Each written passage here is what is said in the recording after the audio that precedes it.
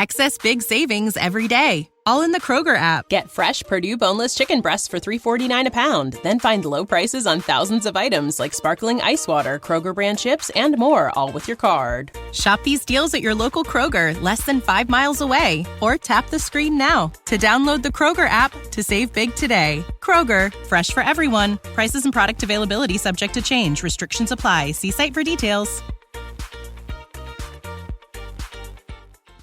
Hello everyone, I am just jumping on real quick before you listen to this first ever A Pair of Bookends live episode, just to let you know that this was of course the first recording we've tried, so there was a slight issue with the audio when we listened back. We didn't have a ton of time beforehand to check everything would be working as it should be, so we just had to roll with it, and as a result the audio was slightly glitchy afterwards. Now, my boyfriend has worked his tech magic to try and make it sound as good as it can, so hopefully it doesn't take away from your listening experience and you do enjoy this episode. I had a wonderful time with the brilliant Kate Fagan, whose book The 3 Lives of Kate K I am completely obsessed with, and I would love it if you could go out and buy yourselves a copy. I will be popping a link in the show notes, so please do grab yourselves one and do let us know what you think. As we dove pretty much straight into our conversation, I didn't get to properly introduce Kate, who deserves an amazing introduction, so I will give it here. So Kate is an Emmy award-winning journalist and the #1 New York Times best-selling author of What Made Maddie Run, which was a semi-finalist for the PEN/ESPN Award for Literary Sports Writing.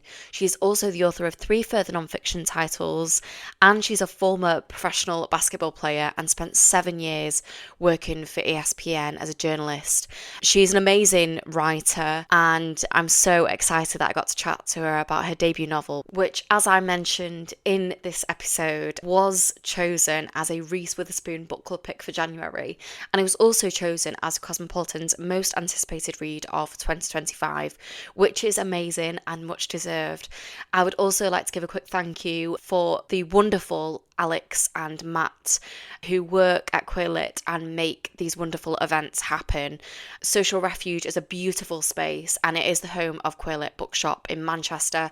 They are both wonderful spaces, and if you are around Manchester at any point, please do go give them a visit and go and check out their amazing selection of books. I promise you will not be disappointed.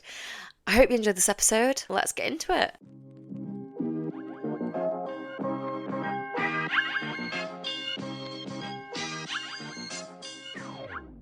Welcome everyone, this is the first A Pair of Bookends live podcast. So thanks everyone for coming. I am of course here with the wonderful Kate Fagan. Hello. Hi. And we are here at Social Refuge, home of Queer Lit, which is one of my favourite bookshops in the UK. It's iconic. Please do come and visit because it's amazing. We are going to dive into Kate's book, The 3 Lives of Kate K, which I should say is a Reese Witherspoon book club pick for January.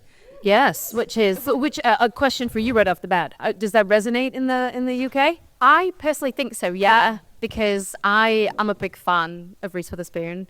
But I'm an actor, so I don't know if that played into it as well. But I definitely take note of what book she's reading, mainly because I'm a big fan of adaptations, so I want to know what's on her radar. Yeah.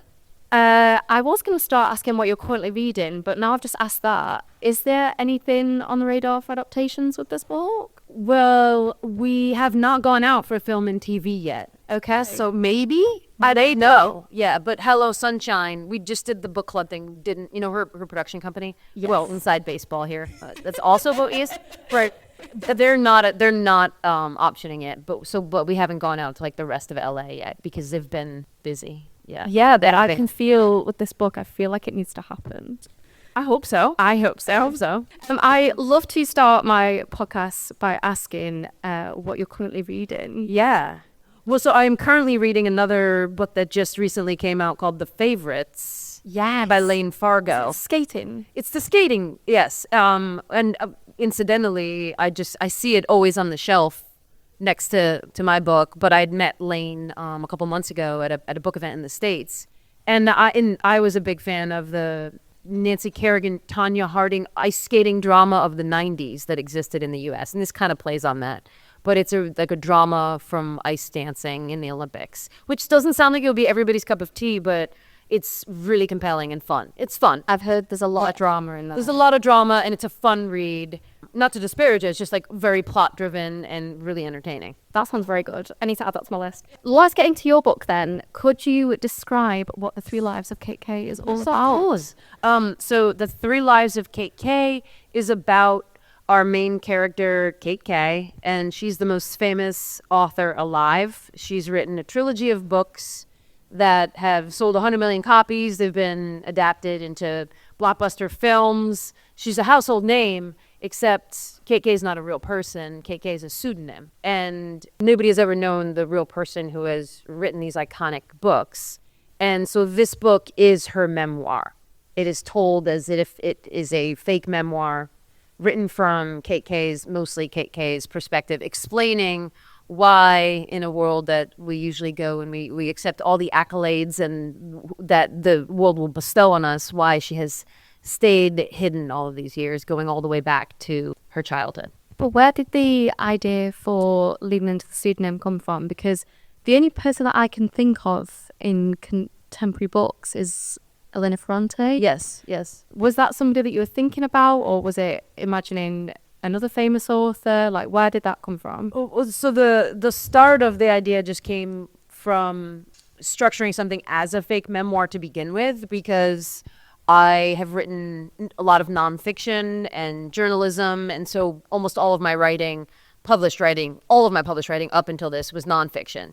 And I tried fiction over many times over the last 20 years and just like couldn't figure it out. And so when I was starting this book, I was like, what can I do to make this as like close to me and as like easy as possible? Just because everything I'd done just wasn't working. And so the beginning was, it's going to be a memoir. It's going to be a fake memoir, but it's going to be a memoir because I understand the voice that people want from a memoir.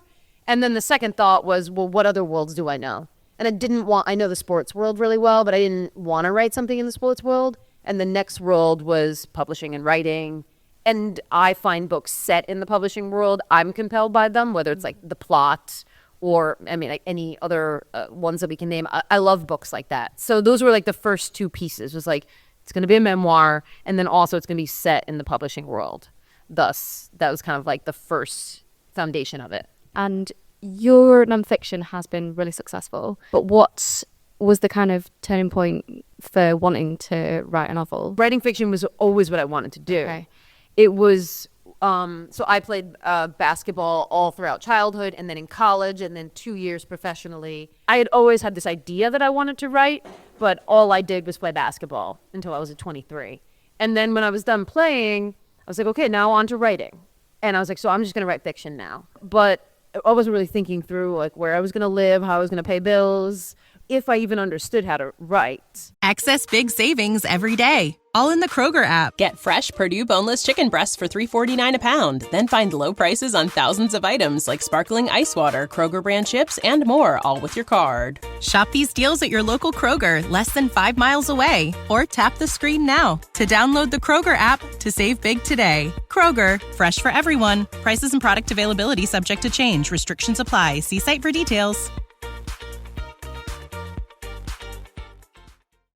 And so very quickly, I was like, I can't, like, fiction's just too far away from me right now. Like, my skill set and where I am in my life, I just can't write fiction right now, at least not right away. And so I started in newspapers and then magazines.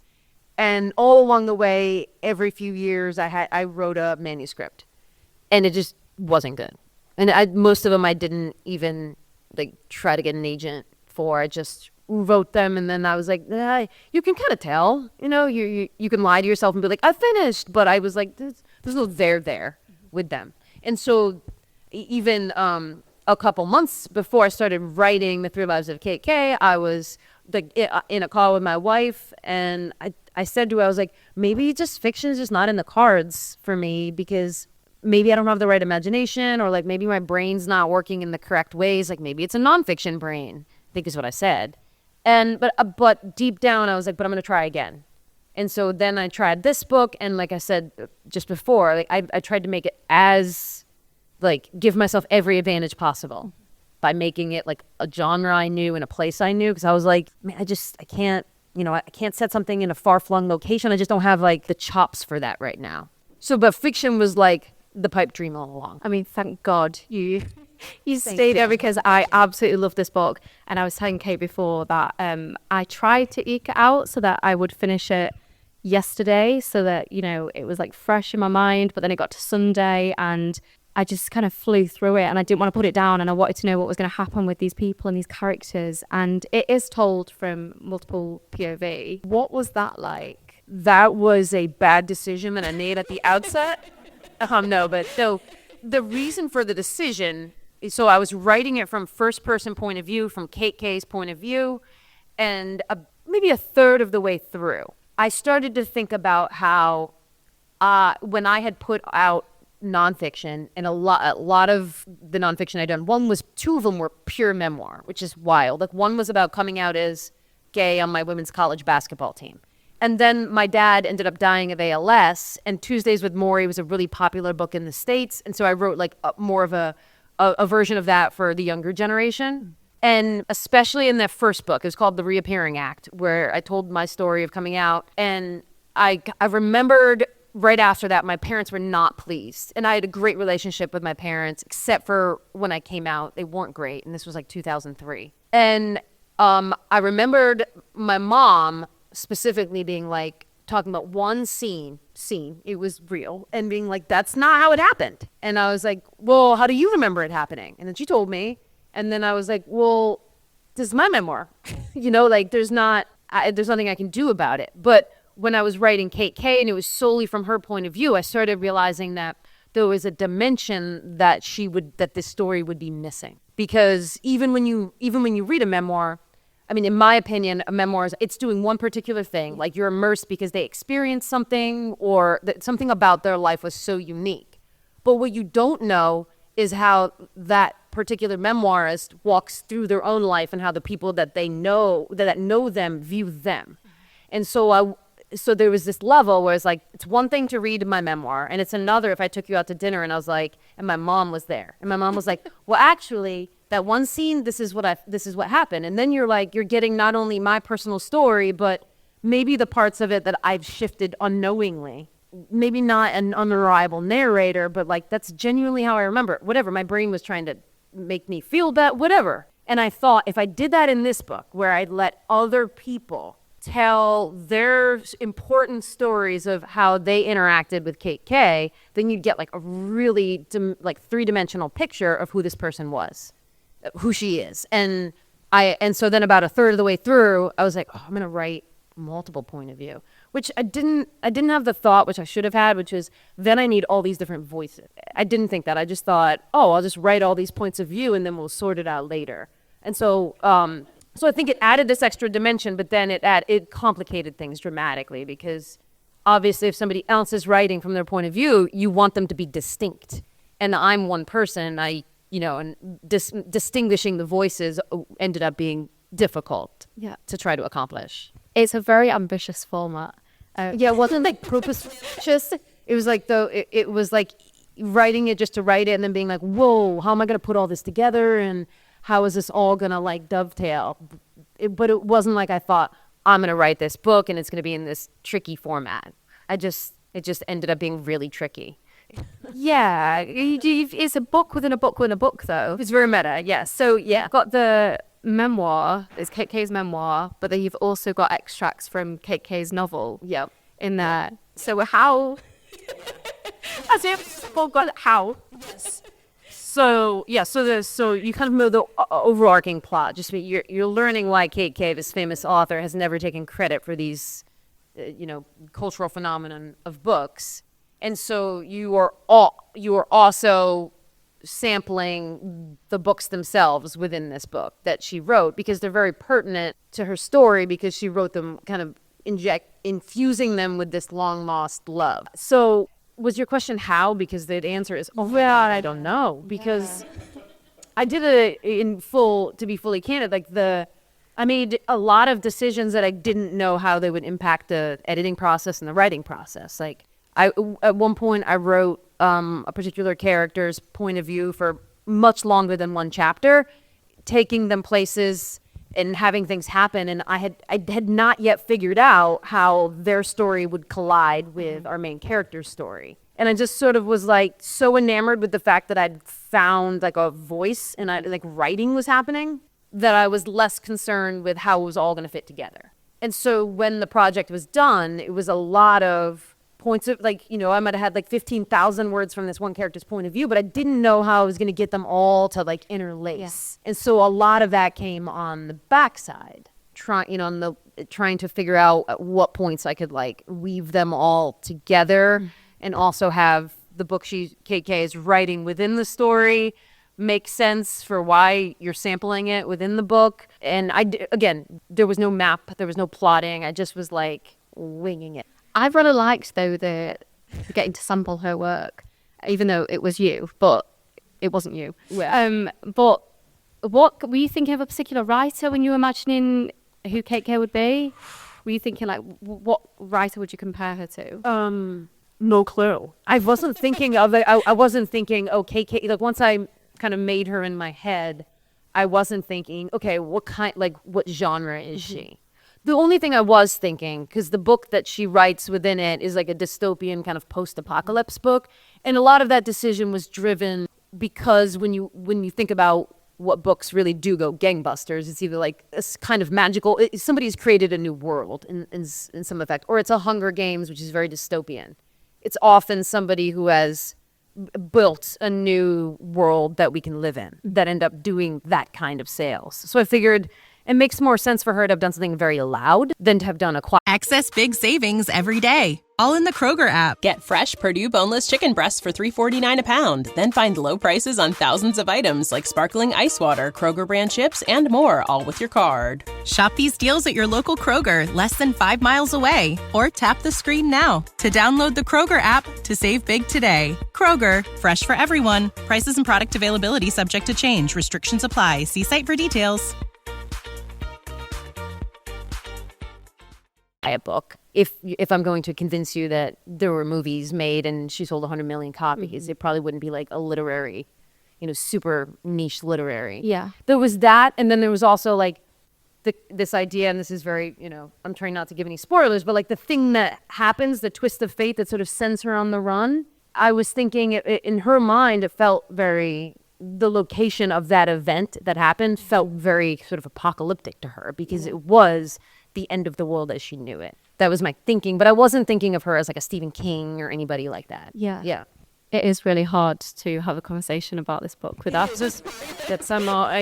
We're doing the best we can. Now, obviously you made it clear that you explore the world of kind of publishing in this book, but you also explore the world of acting, specifically like Hollywood and the film sets of her book. And I wanted to know why you wanted to explore those. Is that something you're familiar with, or did you have to research for this book? Where did that come from? It was probably maybe half and half. So within the book, one of her lives or one of her love stories is with the lead actor in the film adaptation. I didn't know if I could mention that. I feel like that's okay. Fine. I feel that's okay because like her first chapter came like really early, right? And I just am personally fascinated with Hollywood. And I could probably talk about that for a long time and I tried to inject some of that in the book, that I felt like the idea of fame is very appealing to a lot of people. And yet I don't think fame itself is a very healthy thing.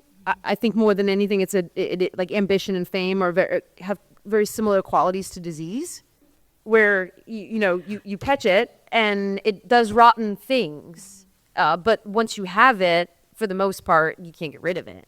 Not all diseases work like that, but I feel like I wanted to talk a lot about people who think they want fame, how they think they'll be if they are famous. Because even something one of the characters in the books thinks is like, what most celebrities, famous people, something seems to happen where they become rude and they're not grateful anymore. Like, but I won't be one of those celebrities. I'd be the kind that's so kind and gracious. And yet that world of fame in Hollywood, to think that you are going to change that culture versus that culture changing you seems like a silly thing to think.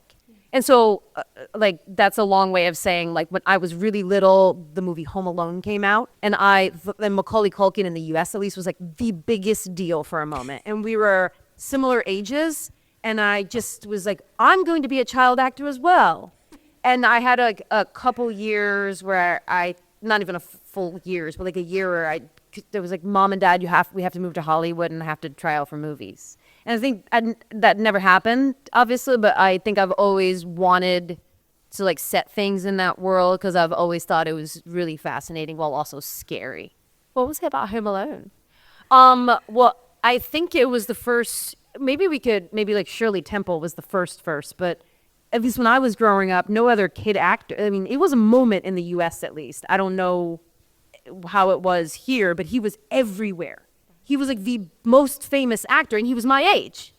So I just thought, well, if he has that, I can have that. It wasn't any more like, oh, you have to be 30 to do this. So I think that's why. It happened, and I was like, well, we have a lot of similarities.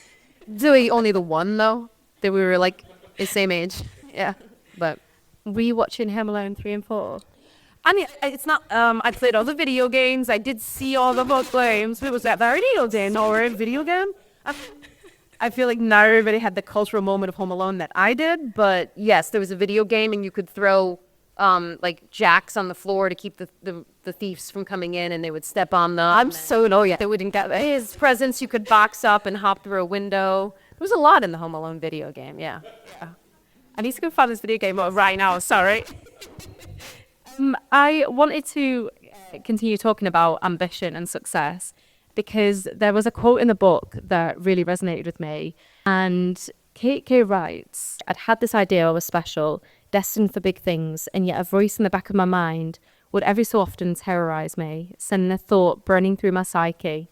It's all a lie, you're nobody, and you'll always be nobody. And I wanted to ask, where do you think that kind of tug of war between ambition and self-doubt comes from? Well, I think that's part of the reason why this character was exploring all of that, because I think the fundamental question that I have often had is, where does ambition come from, or why? Because, like, for example, my sister does not, like, she wants to be good at whatever she's doing, and she's working in the States, and she works for, an insurance company, but she's not, like, it's not, like, fundamental to who she is. She's never been like, I gotta move here, and whereas, obviously, starting as far back as I can remember, going all the way to, like, age 9, when I was talking about I'm wanting to move to Hollywood, it was just, like, this thing inside of me, and of course, I am not Kate K, but this particular piece, wanting to know people who do have that level of ambition, or does everybody have it, but then things happen in their life and they like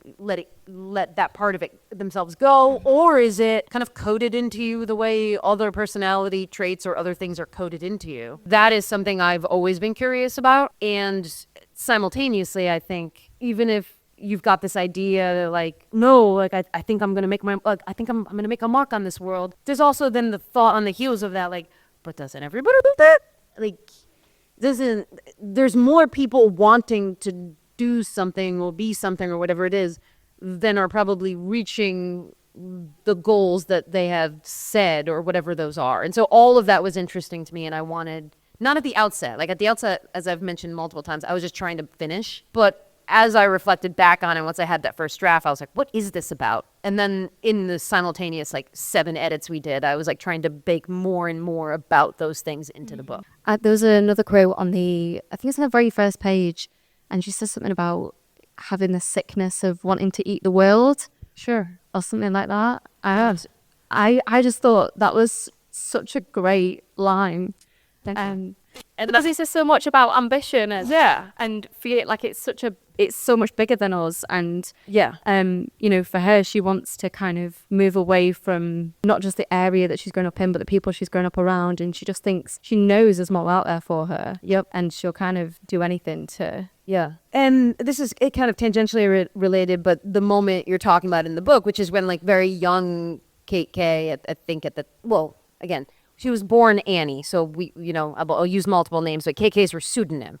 And so she was born, her name was Annie. And this is another thing that I wasn't sure as I was writing, whether this was universal, was she has this moment that I think a lot of us have had, and maybe it looked different for you, but like in this case, she's riding her bike and she's very young. The sky is kind of like bluer than it normally is. And she just has a moment where she's like thinking, okay, beyond the sky is the outer space, and then after outer space, and she's just like stunned, right, at the thought of like, okay, after outer space, wait, what? You know, and then it's hard to even articulate, but it's just in whatever way it happens for many of us, where you're just like, right, you're young and you're like, wait, what? And then you can't really hold on to that thought. It's just not one you can walk around living with. And I thought, you know, if I infuse her with that, she's like somebody who that moment has happened to. Whereas, like, again, I'm using my sister here, who I adore. I'll talk to my sister about, like, well, what do you think is going on here? Like, just in general, Earth and everything. And my sister would be like, well, I'm obviously not going to find the answer, so what is the point of thinking about it, right? Like, and she also loves math, so that makes a lot of sense to me, you know? Like, she's just like, well, I'm not going to find an answer, so it's not something I'm going to spend time on. Whereas I'm like, well, I'm going to waste all of my time on thinking about that. And I thought a character that has had that moment where, like, you're just like, what even is going on? And then it's like you're just chasing after that. You're just chasing. Yeah, for sure. I want to talk about, I didn't know whose names I could mention about the 3 different identities, but you just mentioned Annie, so I can say Annie now. But Annie's friendship with, it's Amanda, isn't it? Yes. Yes. I absolutely loved their friendship, and it kind of surpassed any sort of, I don't know, any kind of idea of friendship. It just feels like they're connected on a whole other level. What do you think that connection was for them? Without spoilers, of course, but I don't know how Yeah. Okay, so sorry. Yeah, so KK's are, you know, the pseudonym of our famous author. She was born Annie, and like part of the origin of her story that sends her running is this beautiful friendship she has with her childhood best friend, which gets complicated as they get older for various reasons that you can imagine, where our main character is in love with her. And I never had I certainly had friends I was in love with as I got older, like in high school, but I never had that like childhood best friend, that feeling. I have had friends once I got older, but when you make a great friend when you're like 25, which is it's a different kind of friendship, but it's not the same as that like nostalgia that gets infused with somebody who had the same details of life experience as you were growing up. And I wanted to write that friendship. And so that was my idea of their friendship, was like, it's not a perfect friendship by any means, but it's like the most love I could infuse into it. In the way that at that age, if something is so filled with love, then it's filled with longing. And then when you're that age as well, like it sets off feelings and emotions that make you make choices that are very, I guess to use the word people like messy, even though I didn't think of it as messy at the time. I just thought, well, these are the things you do when you're 15 and you're in love with somebody and you don't know how to act. Yeah, and they have their own language, which feels like really intimate. So they, I don't know if I can say that about Kate Blanchett. Oh, I mean, no. You'll have to read it to find out. The games that they play, I really love. Could you tell us a bit about that little language that they've got? Are you allowed to say about the games? You can. I mean, like games of the universe and stuff. Yeah, where they decide that, you know, if that person says this thing, then I'm going to do this. Yeah. I loved that. Yeah. I think that's, yeah, so, I mean, you kind of described it well, but there's numerous scenes in the book where they let the universe make choices for them. Whether it's like walking into a pizza shop and you're like, whatever the first word is, if it's this, we get this kind of pizza. If it's anything else, we get this kind of pizza. And I think that was something I did a lot by myself growing up, or all the time, and I thought it was odd. And then the more I would talk to people about it, and these are simple things where like you're in an elevator and you're like, can I get to 20 heel taps before the door opens? Like something ridiculous things that you're unsure why you're doing it, and you're not sure what the cost is if you don't make it. But I don't even know how people would describe what all of that is. I wanted them to have the idea of the universe, because again, it's introduced right in the beginning where she's like, what is this? And then after that, I wanted her to be able to communicate with the universe in some way, where you're giving up some of your agency, But sometimes that feels good because making decisions can be really tough. And if you're like, okay, if this car is blue, then we're going to do that, you know, and if the next car is red, then we're going to do that. Like, I think a lot more people do that in their heads than talk about. And I wanted that in the character. Yeah, I think this book got very, I don't know if under my skin makes it sound negative, but it's not meant in a negative way. But I was so obviously immersed in this book that I was reading one of the pages and my cat was doing this thing, you know, when a cat's about to pounce and they're doing a little shuffle with left bum. A cat was doing that across the room and I was like, I need to get to the end of this page before she pounces. And I was like, where's that come from? And I was like, oh, wait, that was... Subliminal messaging happens. But there's also this concept of cosmic bigness in the book. Is that what it's called? Yes, that is the phrase that they use. What does that mean? Where does that come from?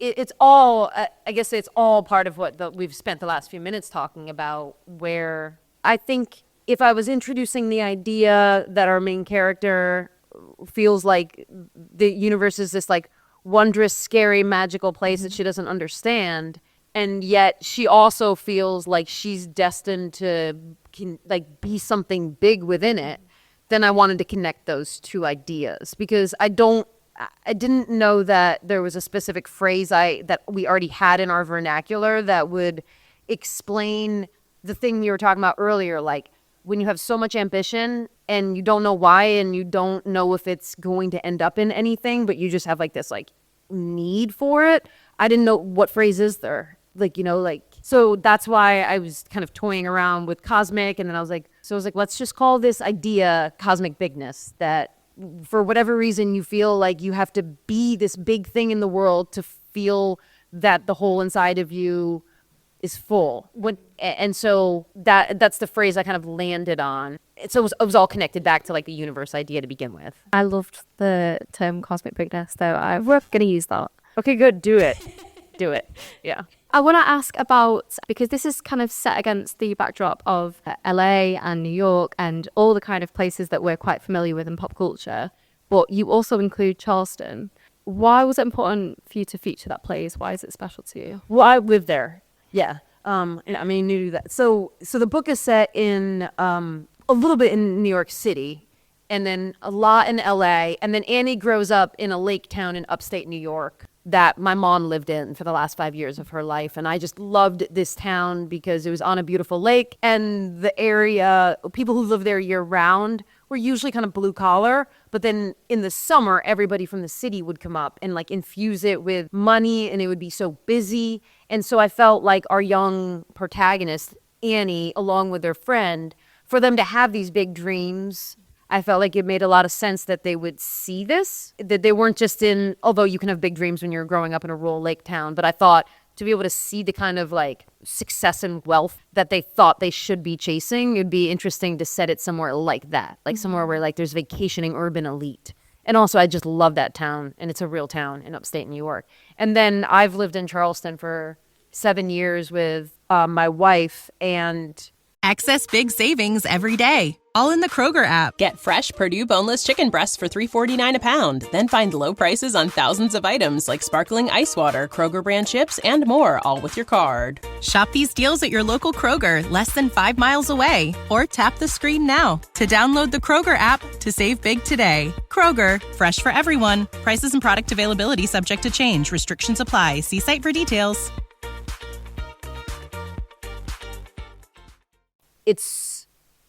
it's just like I wanted to kind of honor it. And I don't think, I mean, not that things get set in the American South all of the time, but I kind of reverse engineered. I was like, I'm definitely going to set part of it in Charleston because I think it's silly to set things places, at least for me. Again, back to the very beginning, I'm trying to make this as easy on myself as possible when I'm trying to finish this. So I'm not going to set something in like, Istanbul, when like I've never been. I'm like, okay, the places I've lived, they are definitely going to be set there. And I thought Charleston is kind of like this. I wanted all of the places to have like different energy. And so like a lake town kind of has like a crisp blue energy. And then LA has that like light sun vibe. And then Charleston has like a very like human sort of bird call vibe to it. And I felt like all of those could work well together.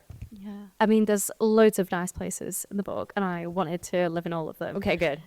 Really enjoyed that. I want to talk about the mother-daughter relationship in the book, because I am drawn to any book that explores like complex mother-daughter dynamics. I think it's such an interesting dynamic to read, but especially in this book. Could you talk a bit about their relationship and how that relationship kind of impacted Annie's life? Yeah, so I think, again, a lot of this is in retrospect, but I think what is happening in the book is it really is trying to explore almost every kind of female relationship, in particular, of like these two platonic-ish best friends, you know, definitely love both a toxic relationship as well as like a yearning relationship, as well as then a mother-daughter relationship. And I think full purposes when it came to this book, she doesn't, you know, her dad has left them and he's not in the picture. And her mom was in this small town and like trying to make ends meet and is struggling with an alcohol problem. And I think that for character purposes, because my mom and I had a fabulous relationship. And I remember I had to read some of these early pages and the mom-daughter relationship was not good. And I wasn't even scared to give it to her because it was so clearly not about us. But I thought one thing I wanted to do was like, hopefully if you read this book, it's like you are getting to know the characters like one piece at a time. And I think if you met Annie in real life, Kate Kay, Annie in real life, like the fundamental thing that changes her, you learn on like page 280 of 300. It's the one chapter written from her mom's perspective where you kind of now as the reader are like, oh, okay, I see. This thing that I learned on page, 3, now I see where the year before, where that came from. And I feel like that's how you get to know anybody. Yeah. It's like it's 3 years into a relationship and then they tell you the trauma. Maybe not 3 years, maybe it's 6 months or maybe it's whenever, but then you learn the thing that you realize has set this entire thing in motion. There's like there's the twist of fate that happens, when she's 17, but why did her psyche develop that way? Why was she infused with these feelings and these longings? Like, oh, okay, it was this interaction with, it was this fundamental thing with the dynamic with her mom. And I thought that was a way to explain some of the decisions she makes. Yeah, and it's interesting because it's how her mom is or how her mom feels about herself is definitely something that she projects onto Annie, because I don't think Annie necessarily feels any kind of shame about herself before anything happens that makes her move. I'm trying to be really careful here. But she doesn't kind of feel any shame. And she, I felt like to me that she embraces her sexuality. She never kind of, you hear a lot of stories of, young people realizing their sexuality and then feeling shame about it. I feel like that's almost like projected on her because, I kind of mentioned that her mom's a cleaner and her mom walks in on 2 women in bed together, and she mentions it to Annie, and she talks about it in this really derogatory way. And I feel like that shame is then kind of maybe projected on her then, but I don't know if she felt it before that. Yeah, and I think sort of the larger picture of the way I try to write about sexuality in this book was, I mentioned earlier that I'd written this book, The Reappearing Act, where I felt in that true memoir of my life, I was like trying to work through my shame and work through coming out and work through all of that. And now, that I'm 20 years later, I didn't want this book. I didn't want like the crux of the angst of this book to be shame about coming out.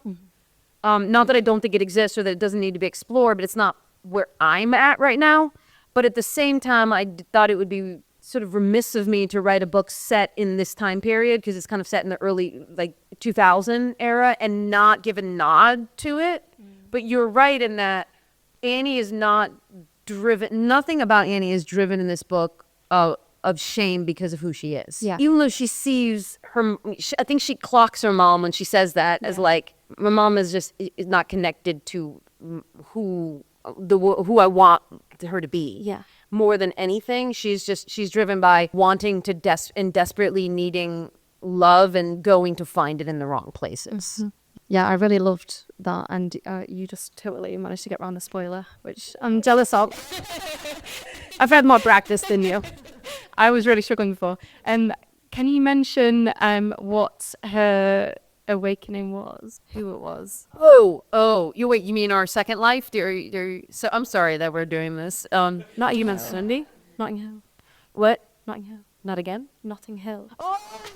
Sorry, we're speaking in code. I don't know if this is true. Yes, okay, yeah. Her in the book. I think this is fine to mention.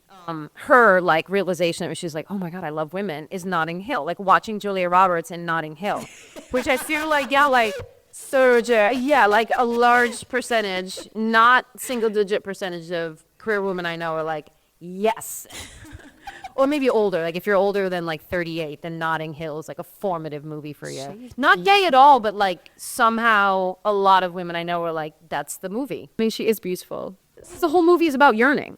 And Sus, I try to write this in the book, like regardless of who is yearning for Julia Roberts in that movie, it's a movie about yearning for her. And so, okay, I guess I will just project myself onto Hugh Grant and also lust for Julia Roberts. Yeah. I get it. Can we talk about Ryan?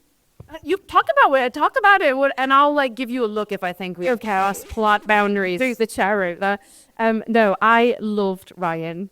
And I wasn't sure if I was allowed to mention them. Let's go for it. But could you tell us about the inspiration behind Ryan and his story? So our main characters, other than KK and Annie, are her best friend Amanda growing up.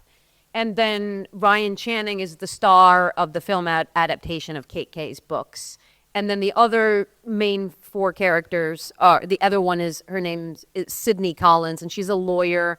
And that's a relationship that our main character kind of stumbles into for almost logistical purposes and becomes very controlling and toxic. But Ryan Channing is sort of like the love that she has that reminds her of what love can feel like after she has run away from this kind of love that she had growing up with Amanda. And Ryan Channing she was like Kansas girl, went to LA to become an actor.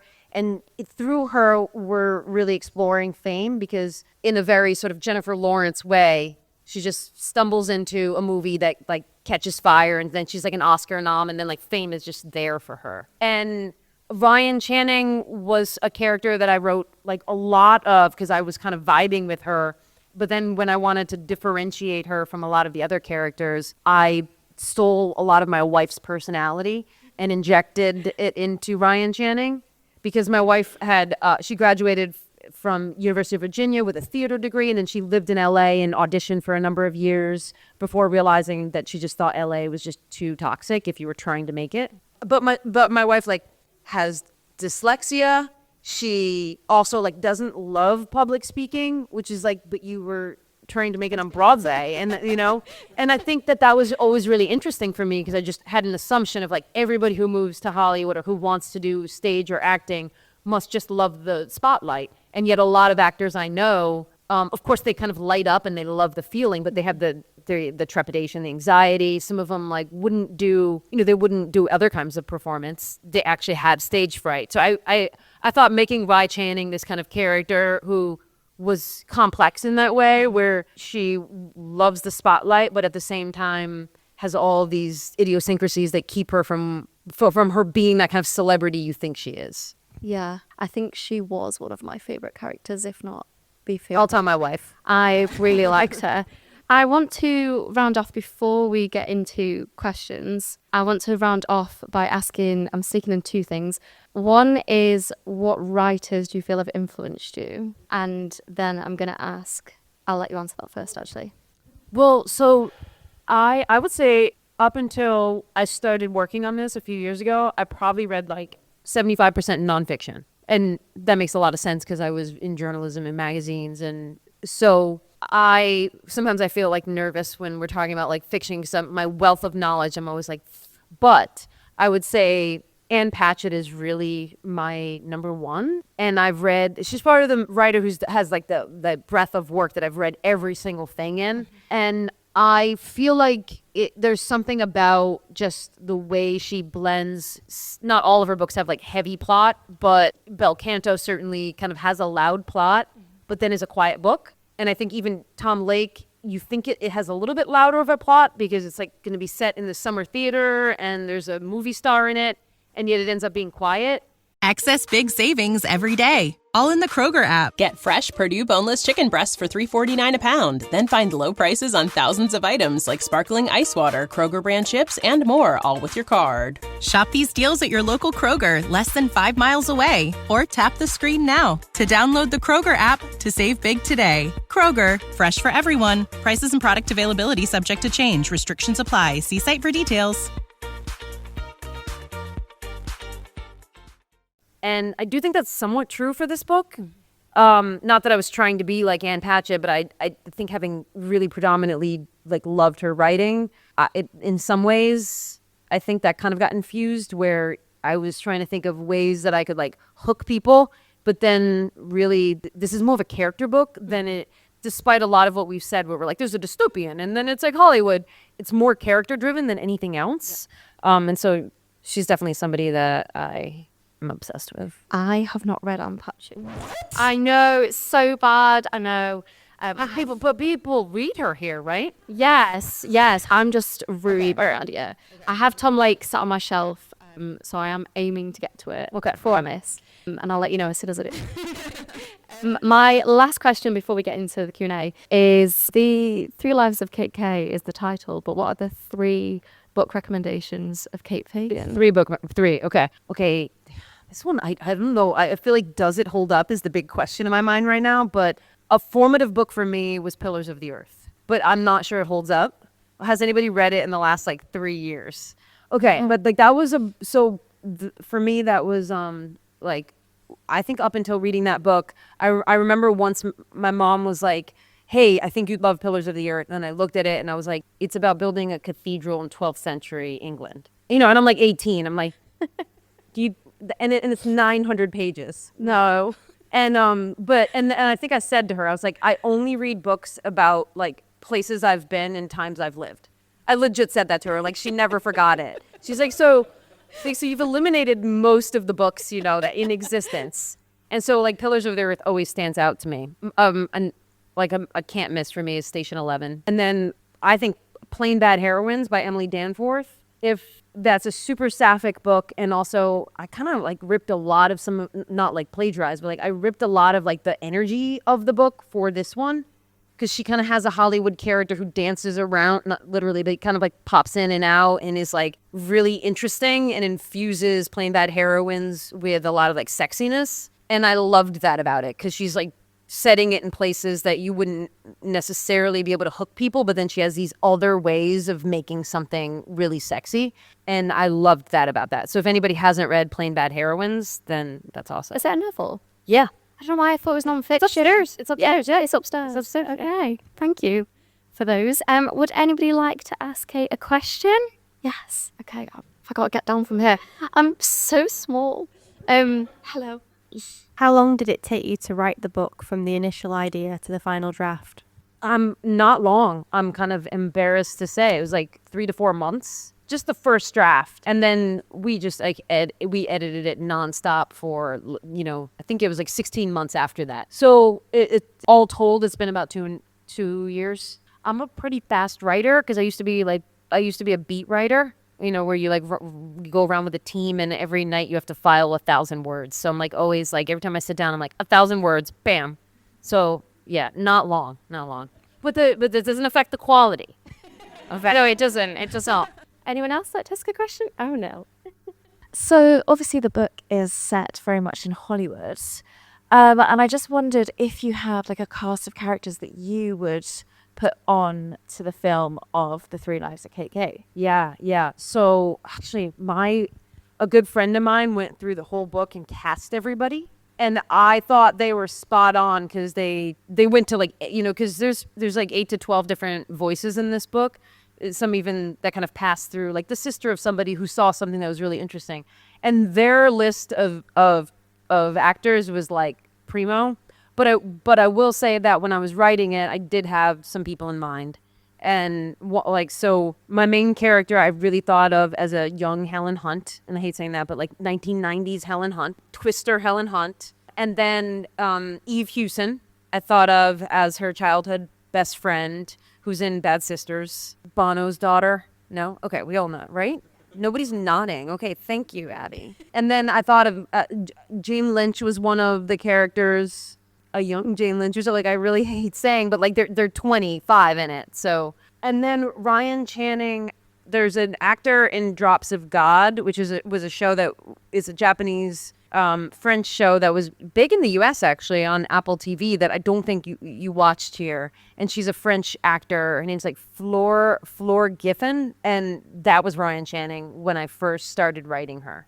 And all of those like kind of as I got farther into the book, it just that like dissipated.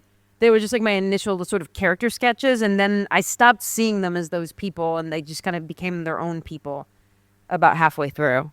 Yeah. Would anyone else like to ask a question? Hello. So this is your first foray into fiction. Do you have plans to stay in fiction? Yeah.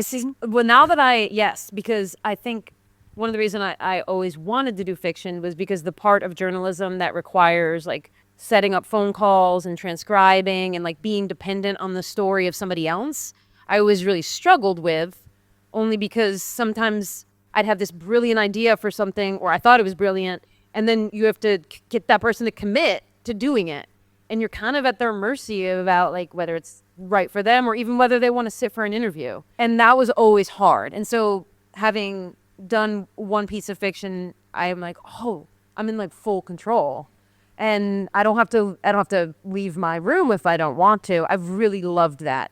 And one other thing I loved was how in nonfiction, you hope you observe a great detail. Like if you're writing a profile on somebody, and most of the time you have limited time, best case you have 2 days with them. Maybe you only have a few hours, and you spend that whole time being like, what is the detail that is going to make this work? And you very rarely get the access to really find that detail, or you're not sure if you're right about the detail. But you go with it because maybe it's what you have, and you kind of make it what you want it to be. And I always struggled with that. And in fiction, I don't have to, like if I have a character, I don't have to be like, what is the detail? Like I can just make the detail, which some nonfiction writers would do anyway, but and I like that kind of power. I love whatever I can just come up with a detail. I don't have to observe it. And I just love that too much. So yes, I'm working on another piece of fiction, and maybe I'll put nonfiction on the back burner for now. Yeah. We got to follow up. Can we have some hints about what your next piece is going to be? Yeah. Well, okay. So it's a good crowd to test this out on, but in U.S. history, in women's sports history, there were these teams that existed in the 1950s, and they were connected to Southern textile mills or like business colleges. And these teams, these schools or these businesses would fund teams. They would travel. The women would work for those companies, and they would play for these teams, and it was very competitive. And as most women's sports history has gone, it has been buried. Like if these teams had existed in men's sports, we would have had like 3 or 4 Hollywood movies by now, And so I am taking one of those teams. It's a company in the U.S. called Hanes. They make underwear. And in the 1950s, they had this team that won 102 consecutive games and 3 national titles. And so I have a character. She's like a farm girl, but non-binary, and she plays for this team. And tragedy happens, and I have 2 timelines. The other timeline, because I feel like I almost need it, is it's the movie director who is desperately trying to make the film of this woman. And so I'm kind of playing with the idea of like how stories get told and retold and how they change for dramatic purposes. And so I'm like halfway through it. And I don't know if I needed the Hollywood angle, but I do feel like trying to sell just soul, like, here's my movie. It's lesbians in 1950 basketball. What do we think? That has never historically worked well for me. So that's Access big savings every day, all in the Kroger app. Get fresh Purdue boneless chicken breasts for $3.49 a pound. Then find low prices on thousands of items like sparkling ice water, Kroger brand chips, and more, all with your card. Shop these deals at your local Kroger, less than 5 miles away. Or tap the screen now to download the Kroger app to save big today. Kroger, fresh for everyone. Prices and product availability subject to change. Restrictions apply. See site for details. kind of what I'm trying to build out, because You know, one of the characters in the book is like, okay, so we've made all the movies about men's sports. We've also done the horses, you know. We've got the Seabiscuit. We're good. Now maybe we can do the women. Yeah. You said you write fast, so can we expect this like next month? Is that okay with you? Yes, exactly. Great, thank you. We've got one over here, by the with enthusiasm. So it's like... Thank you. Fits in with the last question as well. I just wanted to ask you a process question. Like when you're writing, do you kind of write more or less chronologically? How much space do you give the characters to develop? Do you tend to write one voice first? Or if you like for the new one that you're writing in 2 timelines, or for this one that you're writing in 3 voices, or is it a bit more kind of chaotic? Yeah. I would say talking about the process for this one is a little haphazard because, as I've kind of alluded to, I had written portions of many novels. I had written 3 or 4 full manuscripts that weren't that great. And so when I started this project, I was like, this is not the greatest thing, but I was like, I'm not going to invest that much time up front because who knows how I might give up, which is very backwards way of thinking about it. So my process for this one was like chaos. So much so that on this second book, I'm like, I can't do that because I think I love this book, but now that I've been months away from it. Like, would I make changes? Yes. Like, do I wish that I had plotted more in advance that would have fixed some small things in it? Yes. So that is to say, you don't want to know this process. But as for this second one, I'm just not somebody who could spend months planning and I'm not patient enough for that. So what I've been doing is like writing an overview of what the book is as I'm building the book, so that it feels like I'm doing both the meta overview thing, like as I'm writing pages, so that I'm thinking big picture. So like if I write, 3 or 4 pages in a week of actual pages, then I go to the overview and I'm like, okay, so now that I know she's going to do this right now, how is that going to affect what I think she might do later? And then so I'm thinking about both at once, and that is working for me in this new book.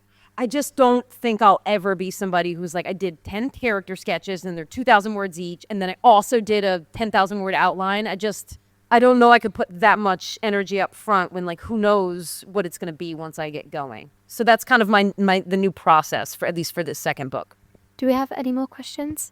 How much of yourself is in the main character, KK? Great question.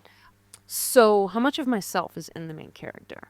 So on the very first page of this book, or not the foreword, but the very first page of the first chapter, the main character is wearing her favorite Tom and Jerry shirt. And that is there because I had a favorite Tom and Jerry shirt. And it's the kind of thing that I don't know, I had a lot of shirts growing up, and for some reason, the Tom and Jerry shirt was just like, it's there. Nothing special happened in the Tom and Jerry shirt. I had other cartoon shirts. I don't know why, but like I could never get it out of my head. And I think that is how I'm in the book.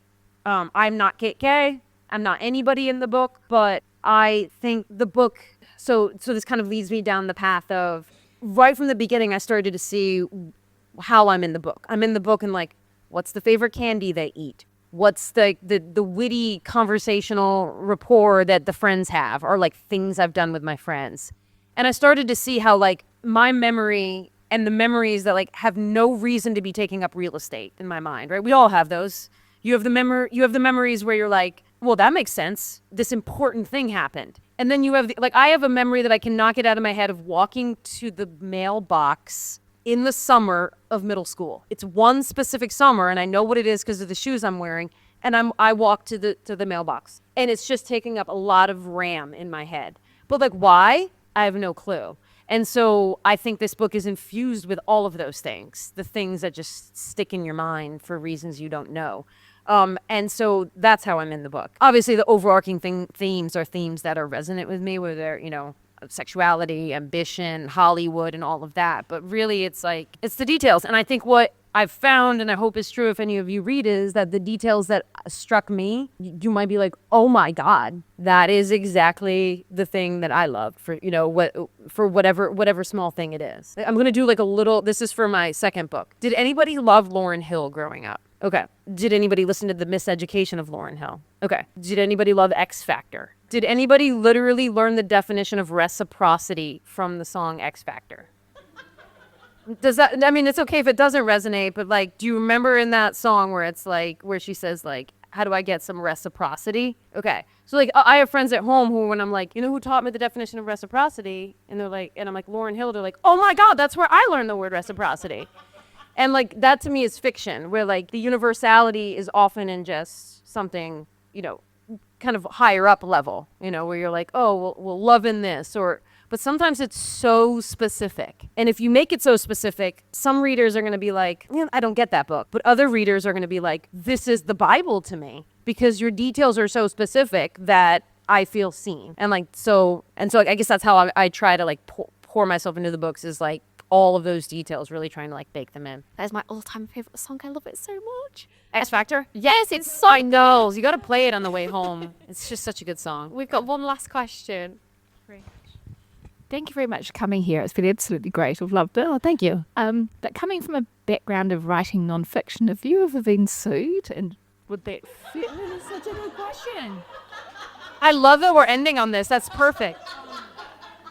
Do you really want to know? I do, and I just wondered how it might influence when you do fiction. Yeah. Okay, so this is such a U.S. answer, but so there's a famous basketball player in the U.S. Oh, you'll know her, Brittany Griner, because she was in Russia and she was held by the Russians. So maybe that was more. I did a story on Brittany, and in it, Brittany talks about how when she was at this religious school in the U.S., Baylor, it's where she played in college, she wasn't allowed to be open. She wasn't allowed to be open about her sexuality because the head coach just literally, it's in the handbook of the school that you can't be gay. So the coach was like, you can't talk about sexuality while you're playing at Baylor. And that coach tried to get me fired at ESPN. Actually went to my editors and was like, you need to fire her. We also got sued by a couple times because I used to do a lot of writing where it was like, if it was a women's head coach at a school, and in the US, like the Title IX and all of the legality about how money should be distributed with college sports, you can imagine, despite it supposed to be equal, that it ends up being like best case women get like 27-28% of budgets, despite it being legally like it should be 50-50.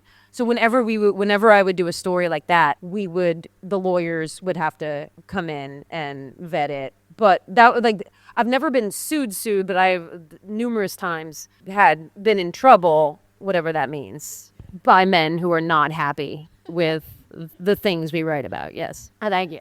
I love that we finished on that. Just a little Title IX talk. Just a little US Title IX talk. Yeah. So good. Everyone, this is Kate Fagan, and this is her amazing book. And if you've not already got yourselves a copy, there are copies available. So I'm told Kate will now be signing copies. And for podcast listeners, I will be popping a link in the show notes to grab yourselves a copy. But thank you so much, Kate. Thank you. This is wonderful. Thank you. Yeah.